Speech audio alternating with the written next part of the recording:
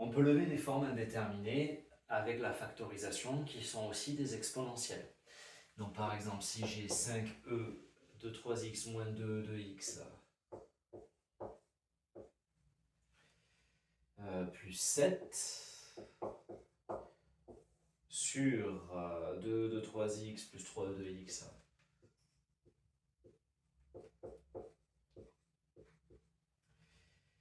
moins 4, je vais toujours continuer à factoriser par le facteur le plus grand, dans ce cas e de 3x.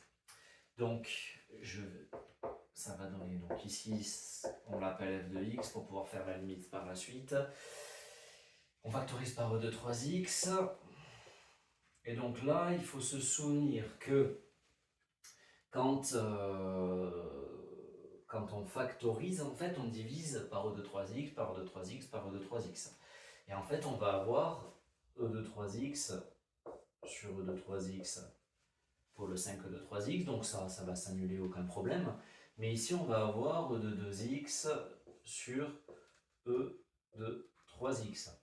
Et c'est comme si on avait e de x fois e de x, hein, x fois x ça fait x au carré, donc e de x fois e de x ça fait e de 2x, sur e de x fois e de x fois e de x. Ce qui veut dire qu'il y en a deux qui vont partir, il va en rester plus qu'un. Donc en fait ici, il va me rester le 5, le moins 2 sur e de x, plus 7 sur e de 3x. De sorte que si je redéveloppe ce de 3x, je retombe sur ce qu'il y avait à l'égalité précédente. Donc je fais la même chose en bas.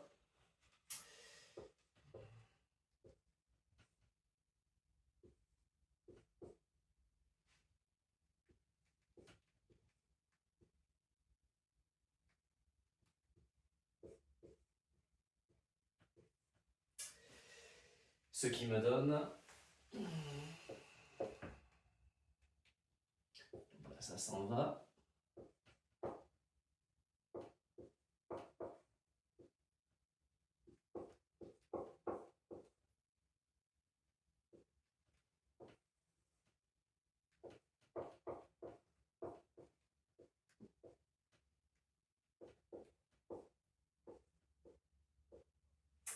et donc quand je fais tendre x vers plus infini, donc e de 3x tend vers plus infini, e de x tend vers plus infini, pareil en bas, ici, ici, et donc un nombre fini divisé par un nombre infini, ça donne 0, il va me rester que 5 sur 2. Donc au final, lim de f de x, quand x tend vers plus infini,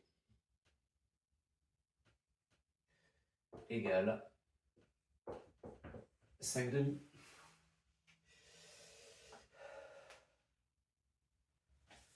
Un petit dernier pour la route.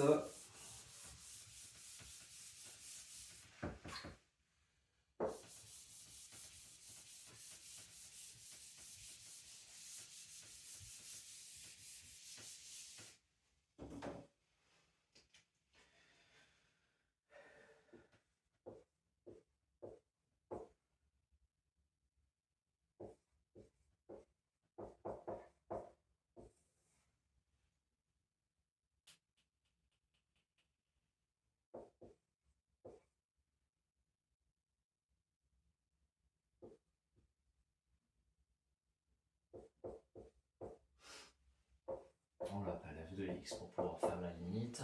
Et donc ici, je factorise par e de 2x en haut et par e de 2x en bas.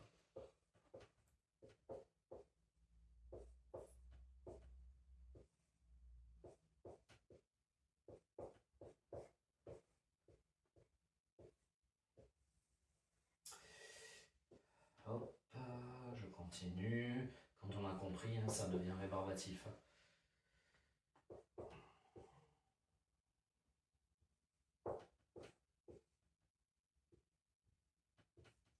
Donc les e de 2x s'en vont. Il nous reste 4 moins 6 sur e de x plus 1 sur e de 2x sur moins 8 plus 5 sur e de 2x.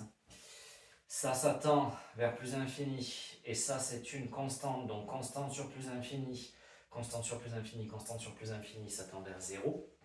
Il va nous rester 4 sur moins 8, et donc lim de f de x égale, quand x tend vers plus infini, 4 sur moins 8, ce qui nous fait moins 1,5. Pour la suite, avec les exponentielles, il faudra regarder les croissances comparées. Donc c'est l'objet d'une des prochaines questions. Tu es en terminale et tu passes le baccalauréat spé maths, mais tu n'as pas envie d'y passer des centaines d'heures. Ton problème, ce n'est pas le niveau, c'est que tu révises trop de choses inutiles. Avec mon expérience de prof de maths, j'ai fait le tri pour toi. 8 à 15 questions type par chapitre sélectionnées parmi des sujets qui sont réellement tombés au baccalauréat. Chaque question est suivie d'une vidéo explicative de correction, claire, complète. Toutes ces questions couvrent un maximum de notions. Tu les retrouves sous différentes formes et plusieurs fois pour comprendre, mémoriser et maîtriser. Résultat, tu couvres l'essentiel du bac. Tes révisions sont beaucoup plus courtes et tu arrives serein à l'examen. Tout est dans l'application, le lien est dans la description.